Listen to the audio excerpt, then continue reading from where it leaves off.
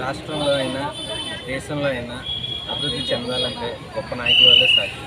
అలాంటి గొప్ప నాయకులు ఎన్నుకునే రోజు ప్రజల చేతిలోకి ఈరోజు వచ్చింది. అంటే మన ద్వారా ఓటు వేసి రేపొద్దున ప్రశ్నించాలన్నా ఏం చేయాలన్నా సరే ఈరోజు మనం ఓటు వేస్తేనే ప్రశ్నించగలం, అభివృద్ధిని పొందగలం.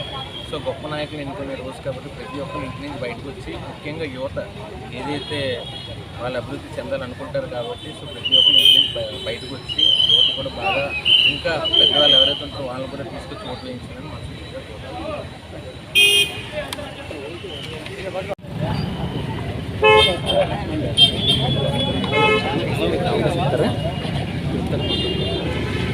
సరే సార్. Okay sir. ఈరోజు ఓటు హక్కుని వినియోగించుకోవడం జరిగింది. మరి దేశ ప్రజలందరికీ అలాగే రాష్ట్ర ప్రజలందరికీ, విశాఖపట్నం వాసులందరికీ పేరు పేరున ప్రతి ఒక్కరికి ఓటు హక్కును వినియోగించుకోండి. ఎందుకంటే ఈ ఓటు ద్వారానే ఏది సాధించాలన్నా మనం సాధించగలుగుతాం. మంచిని నిలబెట్టాలన్నా ఓటు అనేది ఆ ఓటుతో మనం సమాధానం చెప్పాలి. మరి ఈరోజు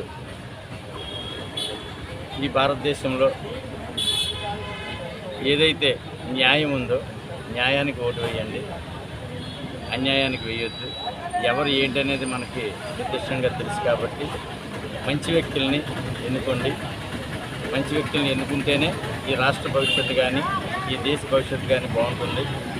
మరి ఈ రాష్ట్రంలో ఏదైతే మనకు అన్ని పరిస్థితులు తెలుసు కాబట్టి ఆలోచించి మరొకసారి మీరు ఓటు వేయండి. ఎంత టైం అయినా పర్వాలేదు, ఈరోజు మాత్రం ఓటును వినియోగించుకోండి. ఎందుకంటే ఆంధ్రప్రదేశ్లో ఈసారి 90% అబవ్ ఓటింగ్ అనేది రావాలనేది నా ఆకాంక్ష. ఎందుకంటే ఈరోజు ఎన్నో ప్రాబ్లమ్స్కి మనం ఓటుతోనే సమాధానం చెప్పాలి. ఆ ఓటు అనేది వేయకపోతే కొన్ని ప్రశ్నలకు మనం ఆన్సర్ అనేది వెతకడం కూడా కష్టం. మరి అలాంటి పరిస్థితుల్లో ఈరోజు ఓటుతోనే మన యొక్క మనుగడ ఉంది కాబట్టి ఓటు వేయని వాళ్ళకి ఈ రాష్ట్రంలో ఏ యొక్క ఫలాలు కూడా అందుకునే అర్హత లేదని నేను అనుకుంటాను. ఎందుకంటే ఓటు వేసిన తర్వాతే నేను ఇంకో మంచికి ఓటు వేస్తే నాకు ఎందుకు మంచి జరగట్లేదని అడిగితే దానికి ఒక అర్థం ఉంటుందని నా యొక్క ఆలోచన.